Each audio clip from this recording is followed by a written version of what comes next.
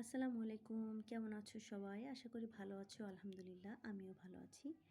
তো আজকে দেখেই নিয়েছো কি রান্না করতে আসলাম। দুপুরের রান্নায় ছোট মাছ মানে এটাকে বলে কাচকি চেলা।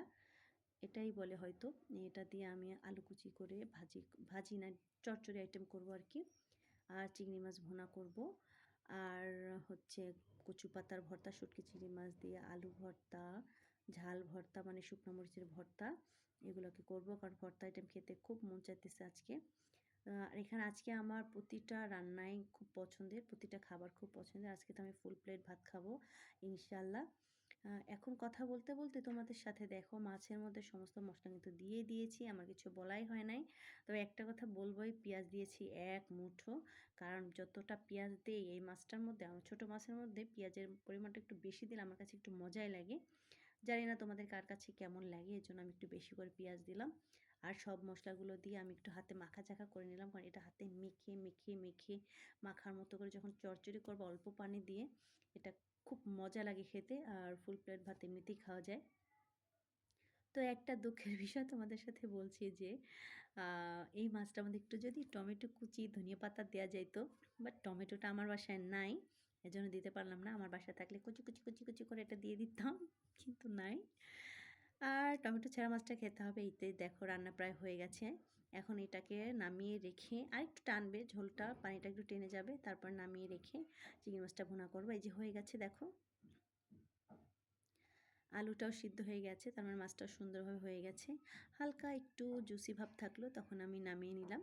এখন চিংড়ি মাছটা ভুনা করব। আর আমার হচ্ছে ছেলে যে সে কোনো মাছ খেতে পারে না।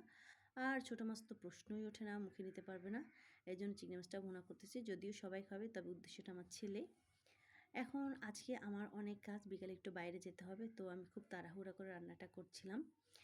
একটু ছোটোখাটো একটু কেনাকাটার ব্যাপার আছে, টুকিটাকি জিনিস। এজন্য একটু বাইরে যাব। দেখো আমি এত ব্যস্ত ছিলাম আজকে যে পানি দেওয়ার আগে গুঁড়া মশলাটা দিয়ে দিয়েছিলাম। কারণ কি, গুঁড়া মশলাটা যদি পানি না দিয়ে দেই তখন পুড়ে যাওয়ার একটা সম্ভাবনা থাকে। তো প্রায় পুড়ে যাচ্ছিল। ভাই রে ভাই, দেখো পেঁয়াজ বাটা দেবো সেটাও ভুলে গেছিলাম। মানে এত ব্যস্ত আমি আজকে, একটু তাড়াতাড়ি রান্না করে রেখে বাইরে যাব। বাইরে একটা তাড়া ছিল মনের মধ্যে। এজন্য দেখো একটু আগে পরে হয়ে গেছে মশলাগুলো দেয়া চিংড়ি মাছের ক্ষেত্রে। এজন্য আমি একটু বেশি করে আবার কষিয়ে নিলাম। কারণ কি, পেঁয়াজ বাটাটা তো পরে দিলাম। পেঁয়াজ কুচি তো আগে দিলাম, কিন্তু বাটাটাও দিলাম, যে পরে দেওয়ার কারণে যদি গন্ধ লাগে, পেঁয়াজের একটা কাঁচা গন্ধ। এজন্য একটু আমি ভালো করে একটু বেশি সময় কষিয়ে নিলাম। ওই যে বলে না, তাড়াহুড়া কাজ কখনই হয় না, একটু ওটাতে আরও বেশি লেট হয়। তো আমার ক্ষেত্রে সেটাই হয়েছে। বেশি সময় নিয়ে কষানো লাগছে, ওই সময়টা লেগেই গেছে। তো যাই হোক, কথা বলতে বলতে রান্নার শেষ পর্যায়ে চলে এসেছি। ঝোলের পানিও দিয়ে দিলাম।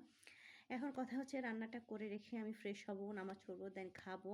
তারপর একটু বাইরে যাব। আবার বলা যায় না, আকাশের অবস্থা খারাপ, যখন তখন বৃষ্টি নেমে যায়। আর মেয়ের কিছু কেনাকাটা বাকি আছে, এটা ওটা আঁকাঝোঁকা করে, পেইন্টিং করে, এটা ওটা কিনবে। তো যাই হোক, জানি না কী কী কিনতে হবে, বাজারে গেলে এটা ওটা অনেক কিছু বেরিয়ে যায়। এজন্য খুব ব্যস্ত আমি। এই যে দেখো রান্না কিন্তু হয়ে গেছে। এই যে মাছ চচ্চড়ি, চিংড়ি মাছ ভুনা, ভর্তা। আরেকটা বিষয় তোমাদেরকে বলি, একটা কথা কি, আমি যখন এক পিস মাছ বা একটু সবজি বা তরকারি এটা নষ্ট হয়ে গেলে যতটা আমার বুকে কষ্ট না লাগে, মানে বলতে চাচ্ছি যে মায়া না লাগে।